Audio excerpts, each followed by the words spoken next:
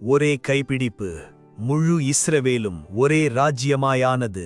அவன் முன்பாக நின்றது சீயோன் கோட்டை. வெல்லப்படாத பலமாய் கர்த்தர் தெரிந்து கொண்ட ராஜாவை காத்திருந்தது.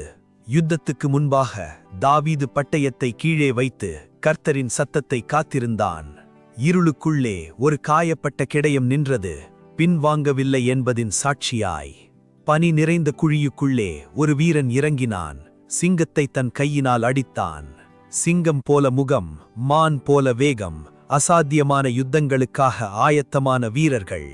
எல்லா கோத்திரங்களிலிருந்தும் படைகள் ஏப்ரோனை நோக்கி வந்தன. பூமி எல்லாம் ஒரே இருதயமாய் முழங்கும் வரைக்கும். ராஜ்யம் நிலை பெறாது. தாவீது தன் கண்களை உயர்த்தி நிறைவேறிய வாக்குத்தத்தத்தை பார்த்தான். நீங்கள் கண்டது உடன்படிக்கையை, கோட்டையை, வீரர்களை, குழியின் சிங்கத்தை, ஒரே இருதயமான இஸ்ரவேலை. இப்பொழுது நீங்களே வாசியுங்கள். 2 சாமுவேல் அதிகாரம் 5, 1 நாளாகமம் அதிகாரங்கள் 11 மற்றும் 12.